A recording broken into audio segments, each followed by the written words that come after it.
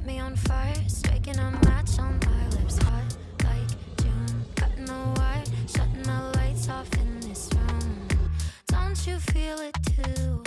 Heartbeat go like boom, boom, boom when I'm with you. One touch electric, two flying sparks, 3 seconds from seeing stars. Ooh, ooh, I like the way you like to move. Ooh, ooh, ceilings are gray, you make them move. You like a summertime sky, 息に上がってるもう絶対手がかりしたって思った。ありがとう。結果出しました。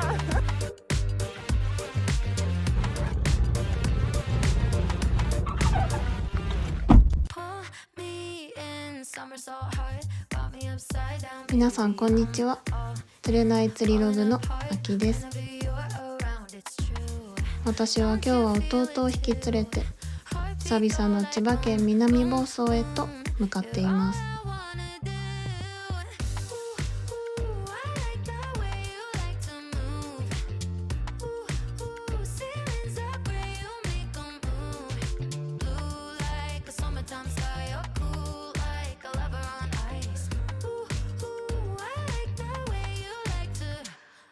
館山にやってきた私たち。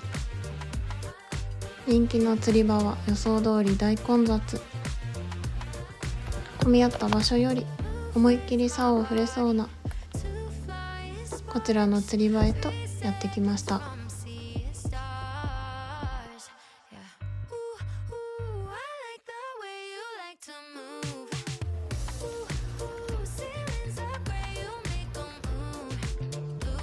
眩しくて目にしみる朝日。まだ少し暑くて湿気を感じる海。大好きなこの雰囲気です。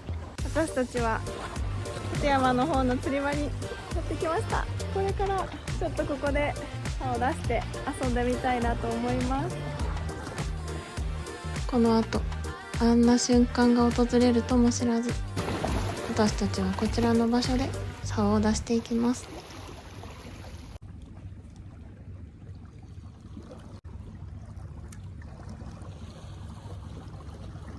久々にやってきたこちらの釣り場。波音を背景に今日の作戦を考えます。今日はなんとなくカゴ釣りからやってみることに。コンパクトロッドでも気軽にできるタイプのカゴ釣り仕掛けを水中の調査を兼ねてちょっと投げてみたいと思います。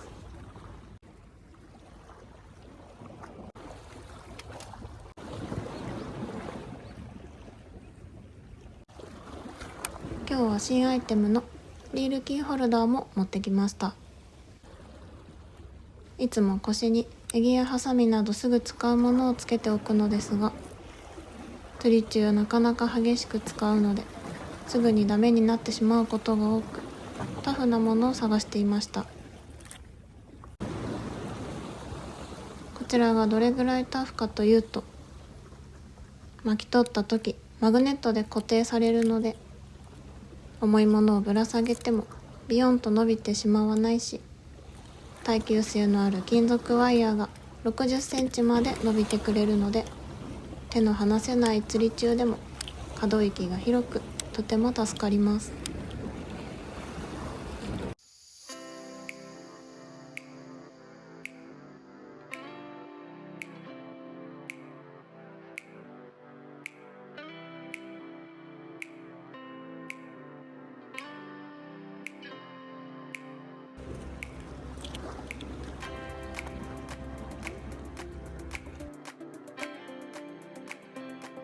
カゴにコマセを詰めて針に指餌をつけたら、早速投げてみたいと思います。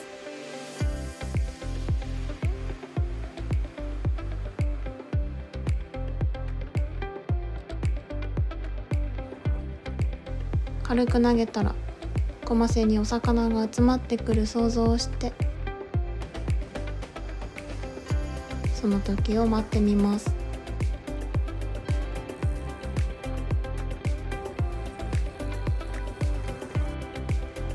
すぐに散ってしまうコマセ。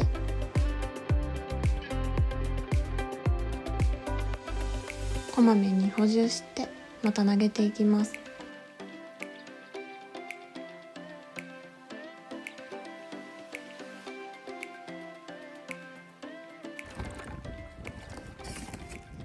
エビ餌に反応が見られないので奥の手を出動させます。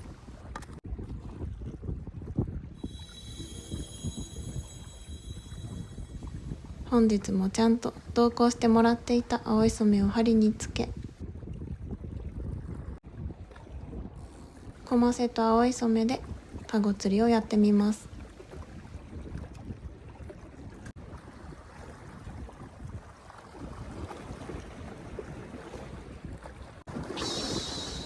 今まで当たりのなかった竿に本日初のヒット。一体何がついているのでしょう。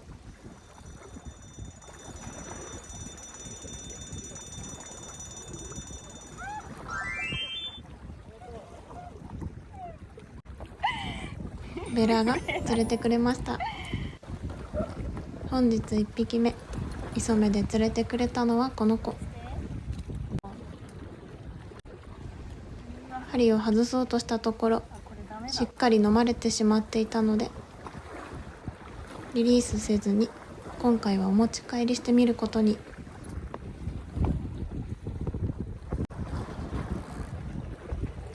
ベラが1匹釣れてくれたので、さらに何かお持ち帰りを目指して竿を出していきます。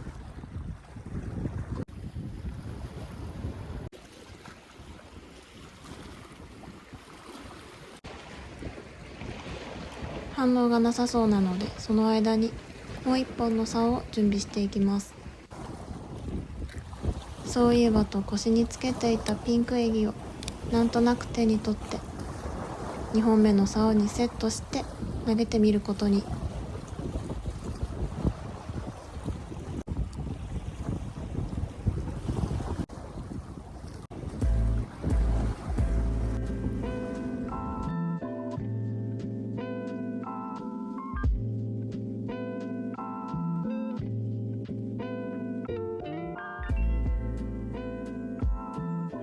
ずっと腰につけてきたピンクエギ、ずっと日の目を見なかったピンクエギ。エギングには動画外でもちょこちょこと挑戦してきましたが、やはり難易度は高いようで反応はなく、どのイカにも手を伸ばされることなく過ごしてきました。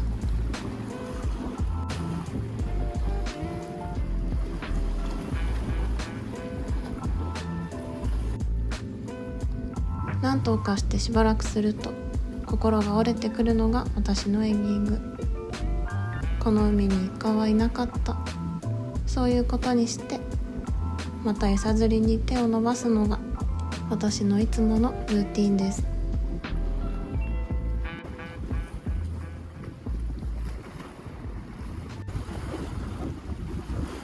飛距離も出ないし、しゃくり方も間違ってるのかも。自分の道具と今の技量でイカを狙うのはそもそもお門違いかもと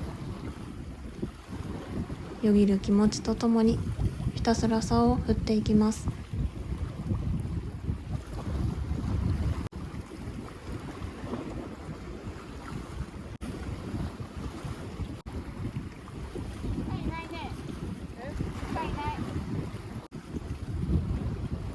いつものイカいない宣言をしてそろそろ諦めモード。よそ見をしながら違う釣りをしようかと考え中。しかしこの後ついに奇跡の瞬間が訪れるのです。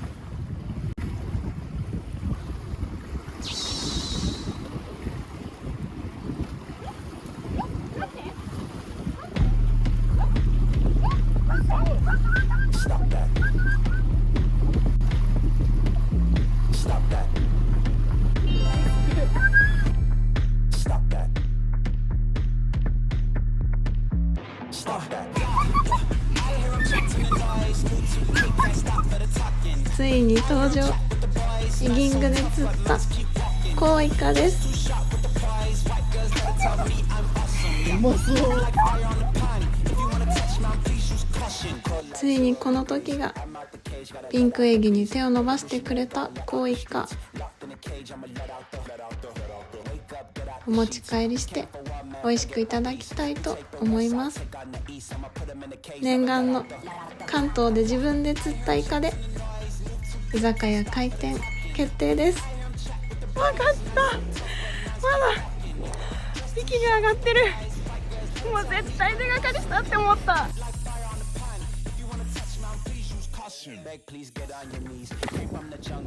初のイカチョップで締めたらクーラーボックスに入れて持ち帰ります。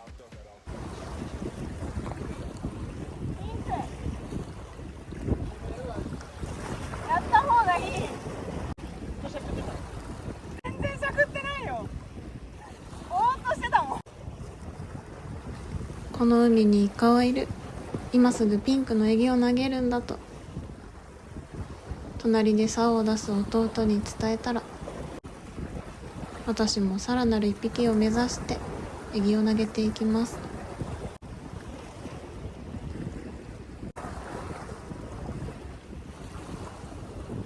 一匹釣れたら十分だけど、万が一と二人で狙っていると、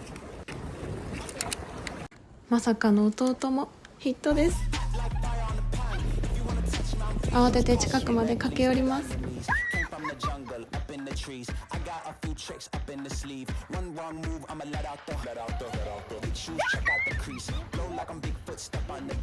なんと弟が釣ったのはサイズアップしたコウイカです。初エギ。弟の方がでかい。兄弟連続ヒット。こんな奇跡が続いていいのでしょうか。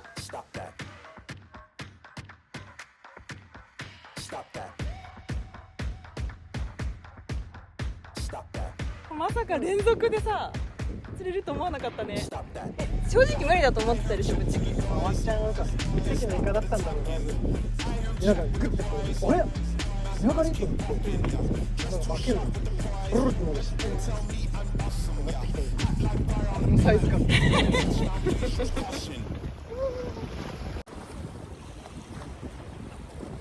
奇跡のようなヒットを体感した私たち。興奮冷めやらぬまま、まだしばらくエギを投げていきます。いつものコンパクトロッドとずっと腰につけてきたエギを使って釣れた一匹の喜びは本当に大きく、あのヒット、手の感覚は忘れられない思い出になりそうです。その後もしばらくエギングを続けましたが、2匹を境に反応がなくなってしまったので、大活躍だったピンクエギに感謝してこの場を後にします。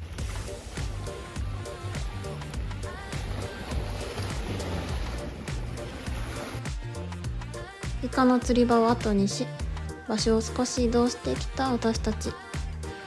海の中を覗き込んでみると、思わぬ光景が広がっていました。来たね。ちょっと投げてほしい。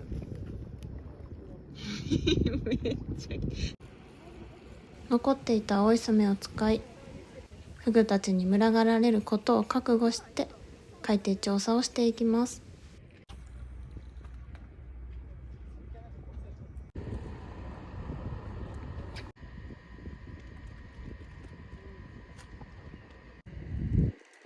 しかし海底調査に反応はなく、静かな堤防の昼下がりを過ごします。それにしてもすごい勢いで餌に群がってくるこの子たち。せっかくなのであれを出動させてみたいと思います。アクションカメラを使って水中の様子を見てみましょう。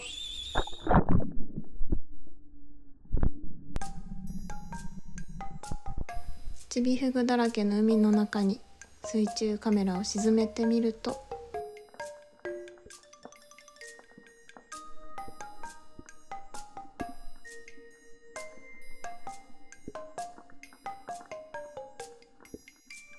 なぜかいつもカメラ目線をくれるフグたち。水中で見る方が愛おしい可愛い映像が撮れました。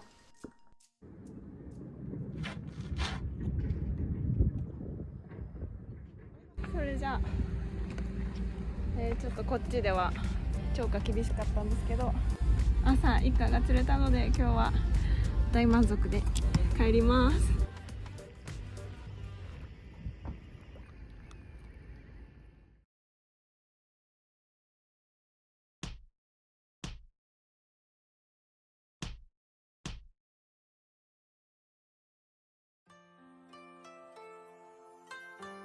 念願の関東でのエギング大成功。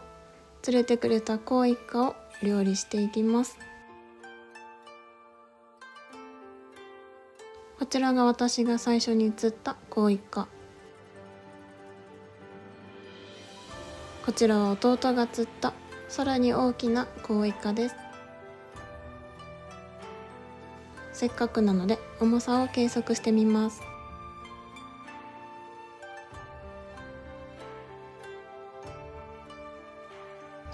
90g と、うわうわ、倍以上ある。 400ぐらい190と400。190と 400g だったコウイカ。早速さばいていきたいと思います。まずはどうにかこうにか甲の部分を取り外していきます。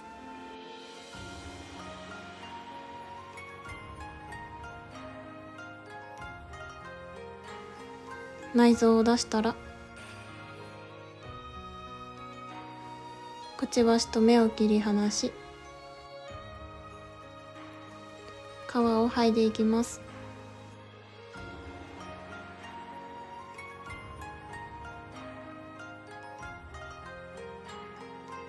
きれいになったイカ、飾り包丁を入れて、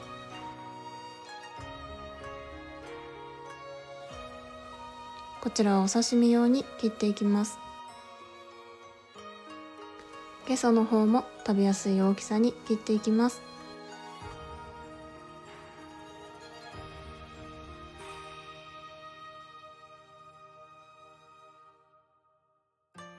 一番最初に釣れてくれたベラもさばいていきます。ベラはぶつ切りにしたら、沸騰したお湯に軽くつけて、また新たに水を入れた鍋に入れて火にかけていきます。十分火が通ったら最後に味噌を溶き入れます。ニンニクとバターをフライパンに入れたら、イカゲソを入れて炒めていきます。最後に焦がし醤油で風味をつけたら、すべての料理の完成です。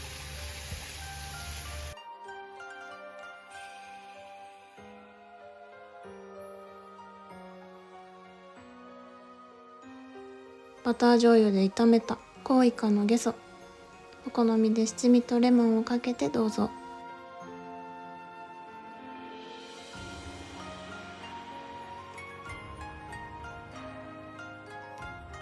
コウイカそのものの味を楽しみたいので、もちろんお刺身もご用意しました。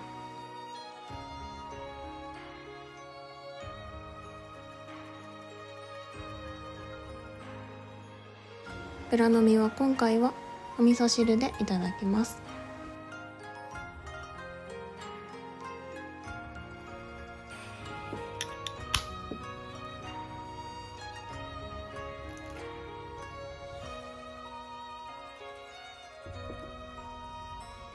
イカゲソ炒めはしっかりとした歯ごたえがなんともたまらなく、バターと醤油の香りが相まってお箸が止まらない美味しさです。肉厚で甘みの強いコウイカのお刺身、今朝釣ったばかりの新鮮な身は本当に絶品でした。リリースされがちなベラですが、お味噌汁にすることで上品な出汁が染み出し、余すところなく美味しくいただきました。念願だったイカ、ついに自分で釣り上げることができ、感動と興奮と忘れられない釣りの思い出がまた一つ増えました。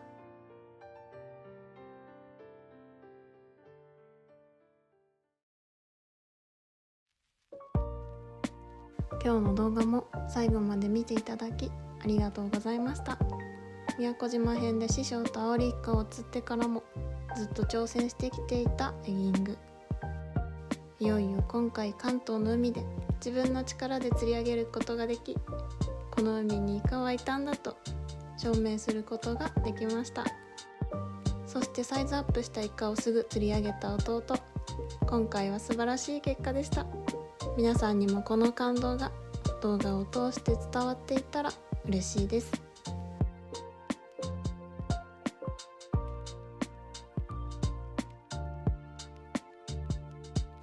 なお、今回動画内で使用しましたビールキーホルダーの詳細は概要欄に貼ってあります。ご興味ある方はそちらからお願いいたします。